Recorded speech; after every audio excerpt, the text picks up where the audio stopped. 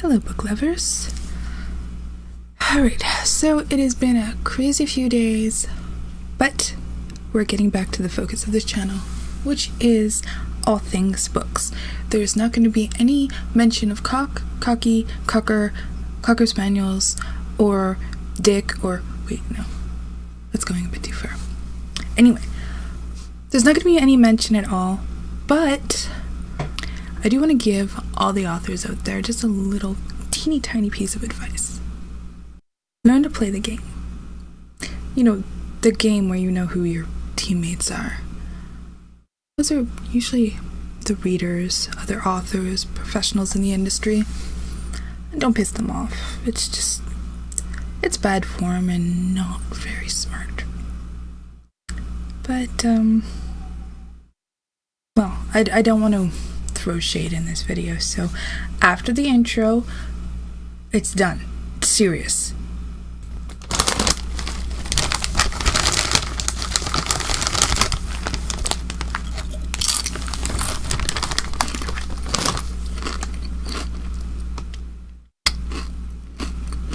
I didn't have any popcorn. Hit the intro. I don't do it by the book, no, I do my own thing. That's why every single hook got them singing like me. And I ain't in any rush, cause I'm finally getting paid. Don't believe in any luck, I believe I'm self-made, yeah. Welcome to the first ever Hook Us with One Page Wednesdays. I've been planning this for a while, but a lot of stuff went down, so finally I am able to do it, and I'm really happy with the lineup that we have. So today we've got TJ Michaels, Siobhan Muir, Sasha White, Christa Tomlinson, and rose+nickol. The way this works is I am going to read one page from each of these authors, and you guys get to vote on who you like best. Now, the way this works so that it's not like, okay, one person wins and everyone else loses, it doesn't work that way, because you get to hear from all of the authors, and even if you voted for one and they didn't win, well, you're probably going to grab their book if you don't already have it. Or maybe you're going to go tell someone about it. I don't know. And then the author who wins is going to be featured in next week's Hook Us with One Page Wednesday. So they get to, get a bit of a platform twice. I'm hoping that this will help all of you guys find some new books from some new authors that you haven't heard of before. I'm hoping that it'll be fun. And we'll see how it goes. At the end, I'm going to tell you, if you're an author, how you can apply. Let's bring out all the ladies. Or, well, they're covers, but you know what I mean.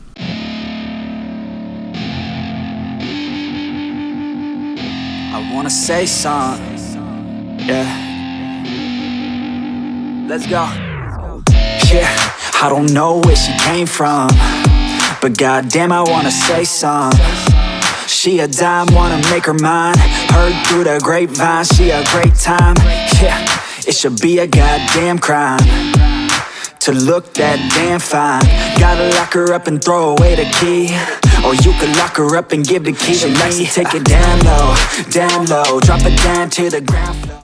First up, we have a page from Caramel Kisses, Chapter 3. She must be nuts. What the hell was she doing here waiting for a total stranger?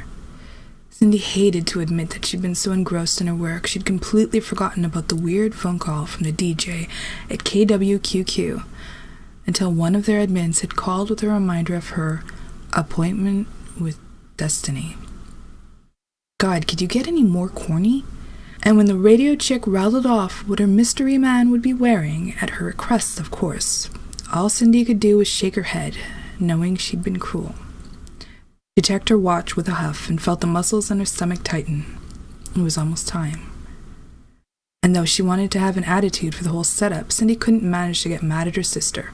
Sure, Charlie had signed her up for the stupid radio station's blind date contest, but the woman hadn't tied her hands and feet to make her come here and meet the man. Well, too late now. If there was one thing she couldn't do, it was stand someone up.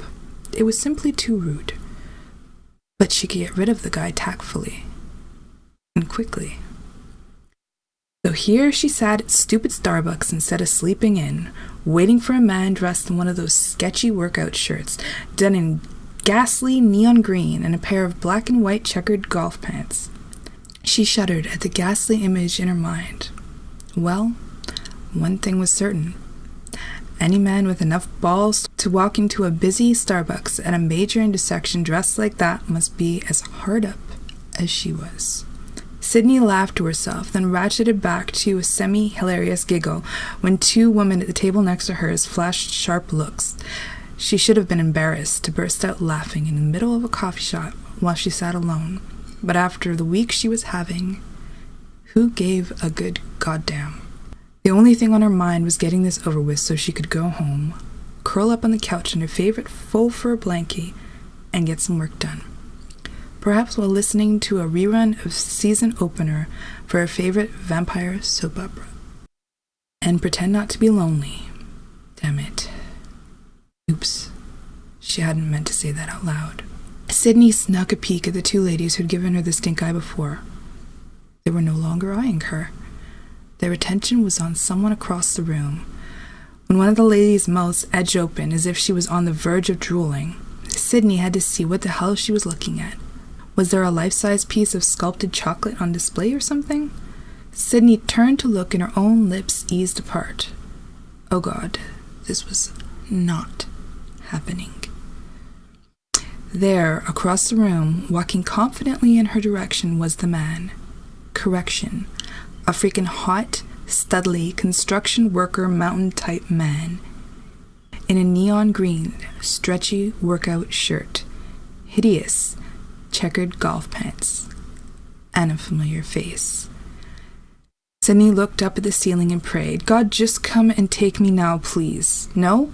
Well, how about opening the floor up and letting me drop through? No on that one, too? Damn. I said.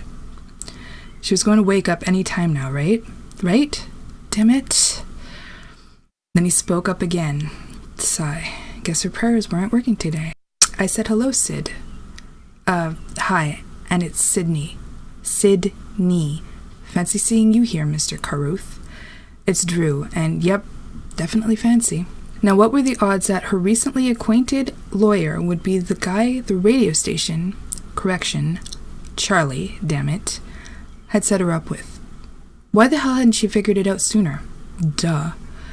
And who would have thought the designer suits he wore in court hid such a fantabulous physique? Sydney had thought he was only broad-shouldered, but boy, had she missed the mark by at least a football field. The ugly shirt he wore left very little to the imagination, for goodness sake. Short-sleeved, it showed off perfectly tanned, ropey muscle forearms and biceps sparingly dusted with black down. His shirt was stretched so tightly across his chest, every can in the six-pack was visible, and his pecs were deliberately formed mounds of muscle. The whole lot tapered down to a trim waist and... Nope. No way. I will not look down any further. Okay, that declaration lasted all of half a second, and down her gaze strayed right to a...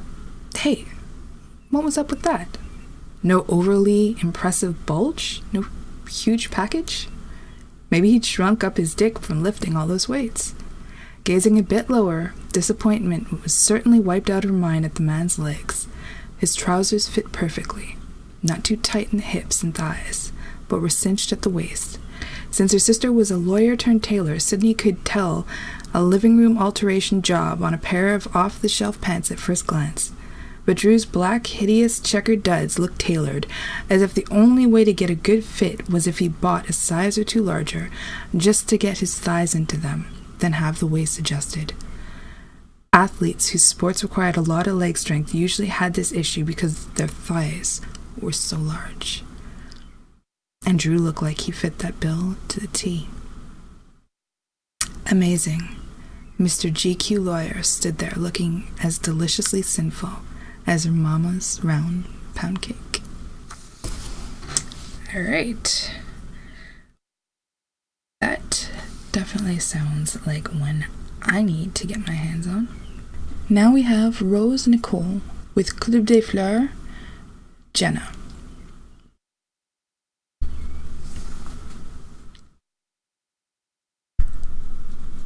Baby, some people need that level of pain to let go.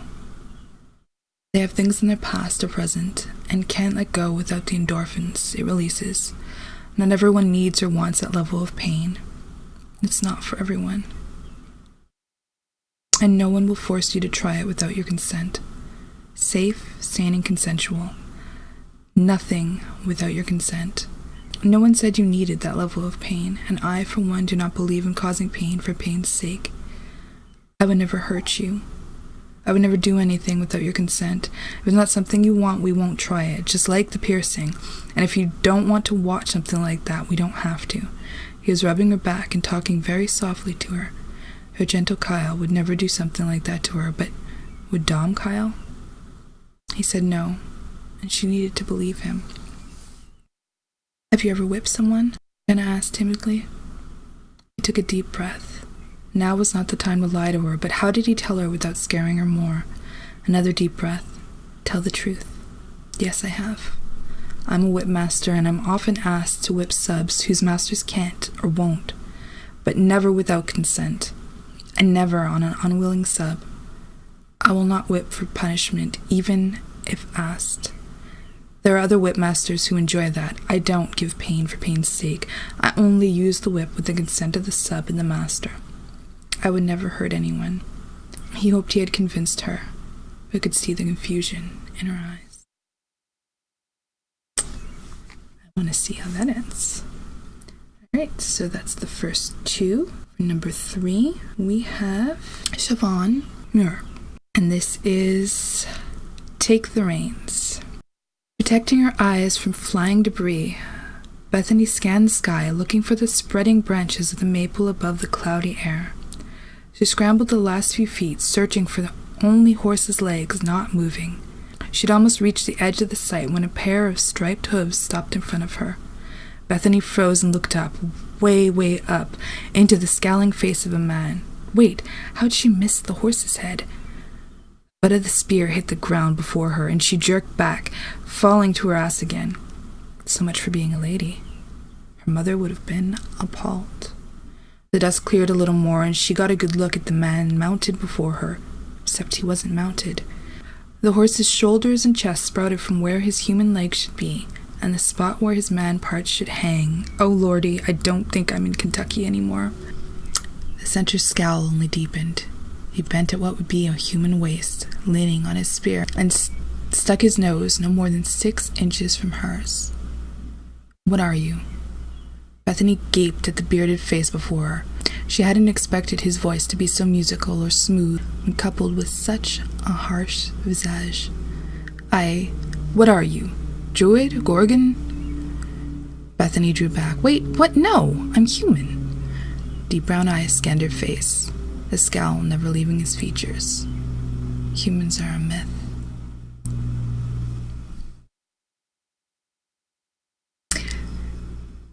Alright, I don't think I've actually ever read a story with a centaur in it, so... Anyway, that's, we're a myth. I like the idea of that. Now we have Christa Tomlinson. Dr. Millsap needs assistance in Ward 4. I'll be right back. The nurse walked down the hallway. She frowned as muffled sounds of a struggle came from behind the door she was approaching. Dr. Millsap, is everything okay? No one answered. The nurse reached her hand out to push the door open. Knock, knock, knock. Ah! Miguel yelled, jumping out of his cross-legged position and slamming into Hector's side. Hector burst out laughing.